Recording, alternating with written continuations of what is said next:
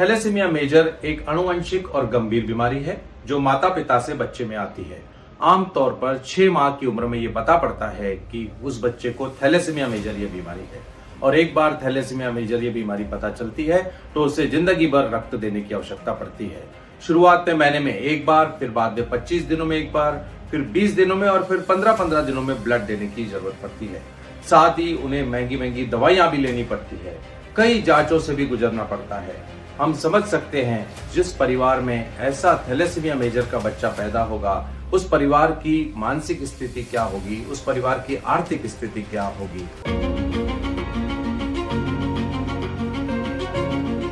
तो हम जानते हैं कि थैलेसीमिया के पेशेंट का यूजुअली आमतौर पर जब 6 महीने का बच्चा होता है तभी मालूम पड़ता है कि थैलेसीमिया या बीमारी है और तब से ही रक्त देना शुरू करना पड़ता है।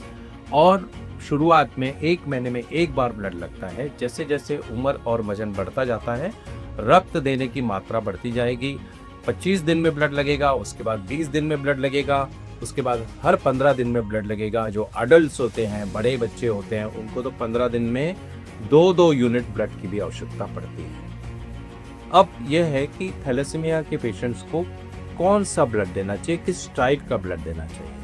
तो थैलेसीमिया के पेशेंट्स को पीआरसी ब्लड देना चाहिए जिसमें आरबीसीज होते हैं।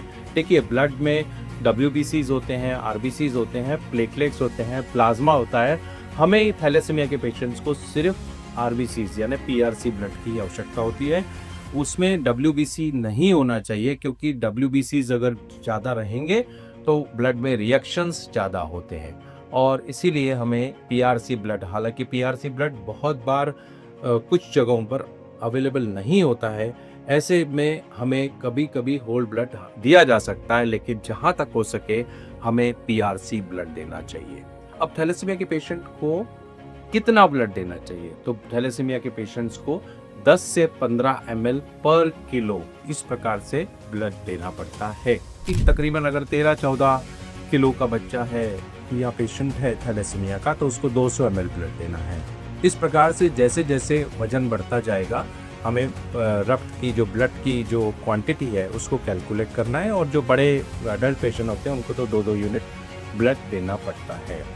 अब थैलेसीमिया के पेशेंट्स को जो ब्लड मिलता है क्या वो सेफ है, तो इसके लिए हमें यह देखना है कि वो जो ब्लड हम ब्लड बैंक से लाते हैं वह ब्लड पहली बार तो वो ब्लड नेट टेस्टेड है कि नहीं। हालांकि नेट टेस्टेड ब्लड बहुत जगहों पर अवेलेबल नहीं रहता है। ऐसे स्थिति में हमें नॉर्मल जो ब्लड होता है, क्योंकि वो भी ऑलरेडी टेस्टेड ब्लड होता है जिसमें हेपेटाइटिस बी, हेपेटाइटिस सी और HIV ये सारी जांचें ब्लड बैंक द्वारा की जाती हैं, तो यह ब्लड हम दे सकते हैं। हमें यह देखना है कि ब्लड जो है जब हम ब्लड बैंक से लाते हैं तो वो आधे घंटे के अंदर हम वो ब्लड को लगा दें। हम ज़्यादा देर ब्लड को बाहर नहीं रखना है और साथ ही साथ हमें ब्लड को गर्म करना या कपड़े में लपेट कर रखना यह भी बिल्कुल ज़रूरी और आवश्यकता नहीं है। अब ब्लड में देने के बाद में, ब्लड ट्रांसफ्यूजन के बाद थैलेसीमिया पेशेंट्स में क्या क्या रिएक्शंस हो सकते हैं। देखिए, कुछ बहुत गंभीर रिएक्शंस भी होते हैं लेकिन वो बहुत ही रेयर है, बहुत कभी बहुत एकाध पेशेंट को कभी होते हैं। पर जो माइल्ड रिएक्शंस है, छोटे मोटे रिएक्शंस है, ये थैलेसीमिया पेशेंट्स को हो सकते हैं, जैसे कि बुखार आना या शरीर में दर्द होना, बैकएक होना, पीठ में दर्द होना, ये बहुत कॉमन रिएक्शंस हैं। तो इस प्रकार के जो रिएक्शंस हैं वो आ सकते हैं और जैसे ही थोड़े से भी अगर किसी को पेशेंट को लगता है कि इस प्रकार की रिएक्शंस आ रहे हैं तो उसे तुरंत अपने जो हॉस्पिटल में जहाँ ब्लड दिया जा रहा है वहाँ के स्टाफ को बता देना चाहिए ताकि आगे का ब्लड जो है वो रोका जा सके या उसके लिए कुछ न कुछ इलाज जो है किया जा सके। थैलेसीमिया के पेशेंट्स को हीमोग्लोबिन कितना मेंटेन रखना है, ये बहुत इंपॉर्टेंट है कि हम यह देखें कि थैलेसीमिया के पेशेंट्स को ब्लड देने के पहले का हीमोग्लोबिन उसका 9 ग्राम से लेकर तो 10 ग्राम तक होना चाहिए। हम कई बार देखते हैं कि कई बच्चों का हीमोग्लोबिन 7 ग्राम 8 ग्राम चले जाता है, उसके बाद उसको ब्लड देते हैं। ये बिल्कुल सही नहीं है। हमें ब्लड देने के पहले का हीमोग्लोबिन 9 ग्राम के ऊपर जरूर रखना है, यह सुनिश्चित करना बहुत जरूरी है। थैलेसीमिया में ब्लड देते समय क्या फिल्टर का इस्तेमाल करना चाहिए? हाँ, बिल्कुल करना चाहिए। हालांकि फिल्टर काफ़ी महंगे होते हैं, ग्लूकोसाइड फिल्टर्स इन्हें कहते हैं, लेकिन ये फिल्टर अगर हम इस्तेमाल करेंगे तो हमारे जो रिएक्शंस हैं ब्लड के वो उसमें काफ़ी कमी आ जाएगी, क्योंकि ये जो फिल्टर्स होते हैं ये WBCs को बाहर निकाल देते हैं, जो कि असल में रिएक्शंस को लाते हैं ब्लड में।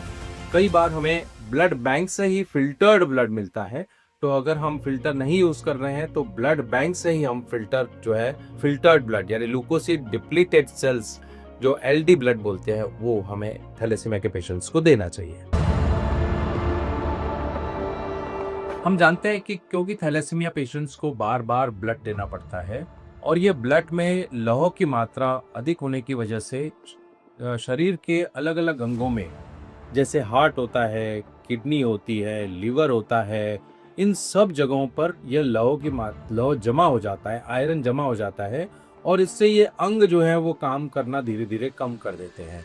हार्ट में अगर ज़्यादा आयरन जमा हो गया तो हार्ट फेलियर हो सकता है, लिवर में अगर ज़्यादा आयरन जमा हो गया तो लिवर फेलियर हो सकता है, इस प्रकार किडनी खराब हो सकती है। और ये सब चीज़ों को अगर हम रोकना चाहते हैं तो यह ज़रूरी है कि ये आयरन जो है जो इन अंगों में जमा होता है इसको निकाला जाए, और इसको निकालने के लिए लौह निष्कासित दवाइयाँ होती है जिसे हम आयरन चिलेटर मेडिसिन कहते हैं।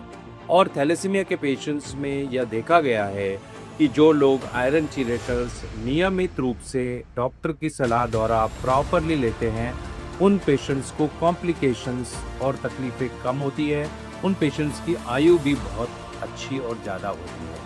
अब ये जो आयरन चिलेटर्स हैं यह 3 प्रकार के आमतौर पर अवेलेबल हैं।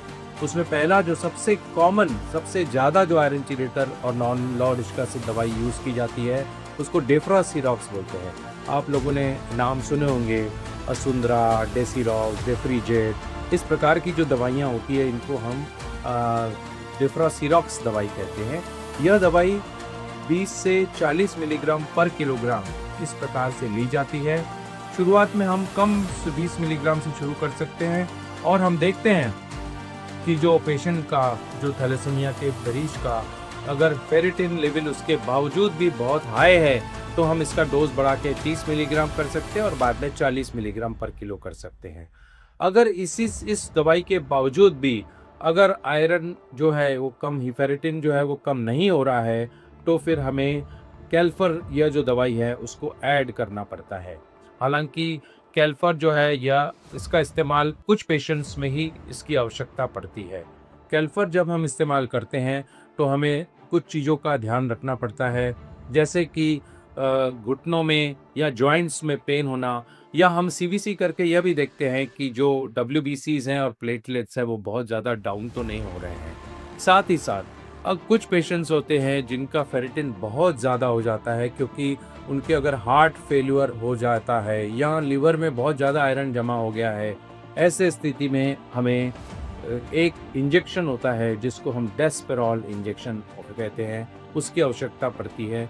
ये जो डेस्पेरॉल है यह आइडियली हमें सबक्यूटेनियस यानी स्किन के नीचे लगा के देना पड़ता है और यह 8 से 10 घंटे तक हमें वो पंप होता है, डेस्पेरॉल पंप, उससे हमको लगाना पड़ता है।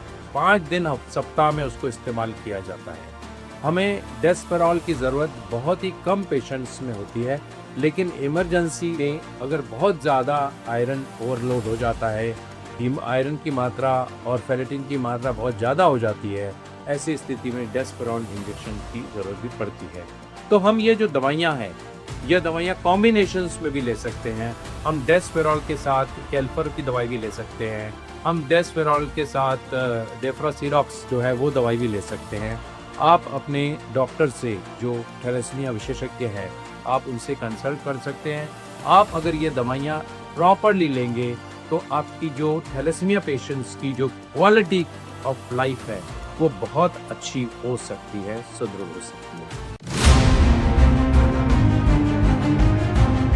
हम जानते हैं कि थैलेसीमिया पेशेंट्स को बार बार रक्त देना पड़ता है, उनको नियमित रूप से दवाइयाँ लेनी पड़ती है, लेकिन उनके लिए बहुत एक इम्पॉर्टेंट चीज़ होती है, वो होती है जांचें करवाना। इसमें रक्त की जांच और बाकी जांचें जो है वो शामिल हैं। रक्त की जांच में CBC test, KFT, LFT, serum ferritin, serology, यह सारी जांचें नियमित रूप से होनी चाहिए। CBC विशेषकर प्रति माह करनी चाहिए और ब्लड देने के पहले तो CBC होनी चाहिए। वो हम इसलिए भी करते हैं कि हम जानते हैं कि थैलेसीमिया पेशेंट्स का ब्लड देने के पहले हीमोग्लोबिन जो है वो 9 ग्राम के ऊपर रहना चाहिए। KFT जो है वो ये दर्शाता है कि किडनी में कोई खराबी तो नहीं है। LFT जो है वो लिवर के बारे में बताता है। जो फेरेटिन की मात्रा हम जानना इसलिए चाहते हैं कि हम उसके हिसाब से, अगर फेरेटिन बहुत ज़्यादा है तो दवाइयों का डोज हम बढ़ा सकते हैं, दवाइयाँ हम बढ़ा सकते हैं। सीरोलॉजी जो टेस्ट होती है उसमें हम HIV, hepatitis B, hepatitis C इसलिए करते हैं क्योंकि बार बार रक्त देने से रक्त संक्रमण का खतरा रहता है। तो हम ये देखना चाहते हैं यह जो इन्फेक्शंस हैं ये शरीर में तो नहीं आए हैं। इस प्रकार ये सारे ब्लड टेस्ट करना आवश्यक होता है। साथ ही साथ फिर लौह की मात्रा विभिन्न अंगों में जमा होने की वजह से हमको एक T2 स्टार MRI यह टेस्ट, हालांकि हर जगह यह टेस्ट अवेलेबल नहीं है, पर हमें यह टेस्ट भी करना चाहिए। कभी न कभी करने की इसलिए आवश्यकता पड़ती है कि एग्जैक्ट इससे यह मात्रा, लौह की मात्रा कितनी विभिन्न अंगों में जमा है इसकी बारे में जानकारी मिलती है और हम उस हिसाब से दवाइयाँ जो हैं वो दे सकते हैं। जैसे कि हम जानते हैं कि यह लौह जो जमा होता है उसकी वजह से हार्ट में तकलीफ होने का डर रहता है, हार्ट जो है वो खराब होने का डर रहता है। इसीलिए हमें 2D इकोकार्डियोग्राफी विशेषकर उन पेशेंट्स में जो 10 साल के ऊपर हैं वो नियमित रूप से 2 साल में एक बार करना हमें चाहिए। वैसा ही एक डेक्सा स्कैन होता है जो कि हमारी जो बोन्स है उसके बारे में और उसमें कितना आयरन डिपोजिशन है उसके बारे में बताता है। तो यह सारी जो जांचें हैं यह करना बहुत इम्पॉर्टेंट है। यह देखा गया है कि जो लोग यह जांचें नियमित रूप से करते हैं, जो लोग नियमित रूप से दवाई लेते हैं, जो लोग नियमित रूप से, जो पेशेंट्स नियमित रूप से ब्लड ट्रांसफ्यूजन लेते हैं और हीमोग्लोबिन मेंटेन करते हैं, उनकी क्वालिटी ऑफ लाइफ बहुत अच्छी होती है। थैलेसीमिया पेशेंट्स के लिए एक परमानेंट इलाज है बोन मैरो ट्रांसप्लांटेशन। नियमित रूप से हम थैलेसीमिया पेशेंट्स को ब्लड देते हैं। ब्लड उन्हें जिंदगी भर लेना पड़ता है, लेकिन एक ही स्थायी इलाज है, वो है bone marrow transplantation. Bone marrow transplantation एक महंगी प्रक्रिया है जिसमें कम से कम 15 लाख खर्चा होते हैं और उसके बाद किसी किसी को 20 लाख, 25 लाख, 30 लाख भी लग जाते हैं। ये सारे कॉम्प्लिकेशंस पर डिपेंड करता है। अब ये जो बोन मैरो ट्रांसप्लांटेशन है यह कैसे होता है? तो bone marrow transplantation thalassemia patients को अपने भाई बहन से मिल सकता है बोन मैरो, या अपने माता पिता का बोन मैरो हो सकता है, या फिर किसी अन्य व्यक्ति का बोन मैरो भी हो सकता है। तो यह जो है इसके लिए HLA मैचिंग करना पड़ता है और सबसे ज़्यादा चांसेस ये होते हैं कि हमारे भाई बहन से HLA मैच हो जाए। और ये सबसे अच्छे तरीके से इसकी जो सक्सेस रेट है, यानी जिसे हम सिबलिंग ट्रांसप्लांट बोलते हैं, भाई बहन का बोन मैरो जो होता है उसके सबसे अच्छे सक्सेसफुल चांसेस होते हैं, सक्सेस होने के चांसेस होते हैं। उसके बाद में हैप्लो ट्रांसप्लांट जिसे कहते हैं, यानी मदर फादर का जो बोन मैरो होता है वो ट्रांसप्लांट किया जाता है। उसके बाद भी अनरिलेटेड बोन मैरो ट्रांसप्लांट, यानी हम किसी भी व्यक्ति का बोन मैरो जो है वो पूरे वर्ल्ड में उसका बोन मैरो का ट्रांसप्लांट इस पेशेंट्स को किया जाता है। यह एक प्रक्रिया होती है, ये काफ़ी लंबी प्रक्रिया होती है, इसमें महीनों तक के एडमिट रहना पड़ता है।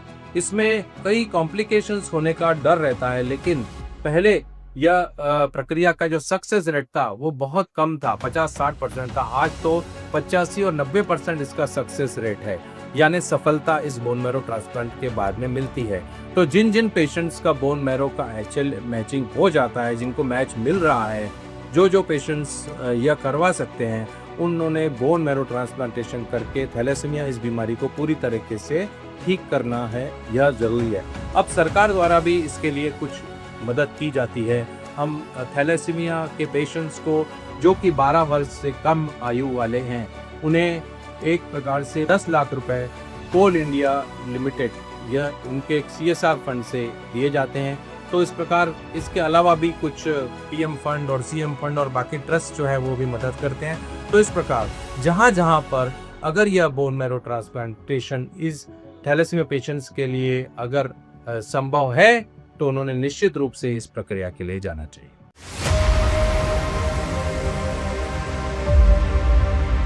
हम सब जानते हैं कि थैलेसीमिया मेजर एक गंभीर बीमारी है और उसमें नियमित रूप से ब्लड लेना पड़ता है, बहुत सारी महंगी दवाइयाँ लेनी पड़ती है, बहुत सारी जांचों से गुजरना पड़ता है। हम सोच सकते हैं कि जिस परिवार में थैलेसीमिया मेजर का बच्चा पैदा होगा तो उसके परिवार की मानसिक स्थिति क्या होगी, नियमित रूप से इतना खर्चा होने की वजह से उनकी आर्थिक स्थिति क्या होगी। पर हम चाहते हैं कि ऐसे पेशेंट्स जो हैं वो हमारे समाज में या हमारे घर में पैदा ना हो जिनको इस प्रकार की तकलीफ सहन करनी पड़े। और यह संभव है क्योंकि थैलेसीमिया यह पूरी 100% प्रिवेंटेबल डिजीज है, हम इस बीमारी को रोक सकते हैं। थैलेसीमिया मेजर का बच्चा तभी पैदा होता है जब उसके माता पिता दोनों थैलेसीमिया माइनर हो। जब एक लड़का युवक थैलेसीमिया माइनर है और वह जब एक लड़की से शादी करता है जो लड़की भी थैलेसीमिया माइनर है, तो उनके होने वाली संतान जो होती है उसको थैलेसीमिया मेजर, ये गंभीर बीमारी होती है। इसीलिए हम कहते हैं, हमेशा कहते हैं, आप कुंडलियाँ मिलाते हैं, आपको कुंडलियाँ मिलाना है, आप कुंडलियाँ मिलाइए, लेकिन उसके साथ साथ आपके लिए यह भी ज़रूरी है थैलेसीमिया की जांच को मिलाना। अगर आप इस थैलेसीमिया की जांच को मिलाएंगे तो आपके परिवार में ऐसे बच्चे पैदा नहीं होंगे जिनको हमेशा ब्लड लगेगा, जिनको इतनी जांचों से गुजरना पड़ेगा, और हम समाज को इस बीमारी से मुक्त कर सकें। थैलेसीमिया पेशेंट्स को पहले तो निःशुल्क ब्लड नहीं मिलता था, तब उनको काफ़ी ठोकरें खानी पड़ती थी, डोनर ढूंढने पड़ते थे, काफ़ी खर्चा करना पड़ता था। लेकिन अभी सरकार द्वारा उनको कई वर्षों से निःशुल्क ब्लड मिलता है और वो भी विदाउट डोनर ब्लड मिलता है। साथ ही साथ थैलेसीमिया पेशेंट्स को आज जो है दवाइयाँ जो है, हालांकि दवाइयाँ रूरल हॉस्पिटल्स या डिस्ट्रिक्ट हॉस्पिटल्स, सभी डिस्ट्रिक्ट हॉस्पिटल्स तक नहीं पहुंची हैं, लेकिन अधिकतर हॉस्पिटल्स में उनको आयरन चिलेटर्स दवाइयाँ जो है वो गवर्नमेंट हॉस्पिटल्स में आज मिल रही हैं। तो उसका ये पेशेंट जो है वो लाभ उठा सकते हैं और नियमित रूप से वे दवाइयाँ ले सकते हैं। थैलेसीमिया पेशेंट्स को अभी डिसेबिलिटी बिल उसमें को शामिल किया गया है। इसका अर्थ ये है कि थैलेसीमिया पेशेंट्स को भी वह सभी सुविधाएं मिलेगी जो कि एक डिसेबिलिटी के पेशेंट्स को मिलती हैं। हालांकि थैलेसीमिया पेशेंट्स को एजुकेशन में रिजर्वेशन है, यानी अगर पढ़ाई में उनको कोई टेक्निकल या अन्य बड़े इंस्टीट्यूट में जाना है तो उनको रिजर्वेशन मिलता है, लेकिन अभी भी सरकारी नौकरियों में उनको अभी तक रिजर्वेशन नहीं मिलता है, जिसकी मांग सरकार से की गई है। और पेशेंट्स को बोन मैरो ट्रांसप्लांटेशन अगर परमानेंट क्यूर करना है तो उसके लिए कोल इंडिया द्वारा एक CSR एक्टिविटी में 10 लाख रुपए पर पेशेंट को दिए जाते हैं। इस प्रकार से थैलेसीमिया पेशेंट्स को कुछ सरकारी सुविधाएं हैं, पर अभी भी कुछ सुविधाएं जो हैं उनको और मिलनी चाहिए, ऐसी हमारी अपेक्षा है।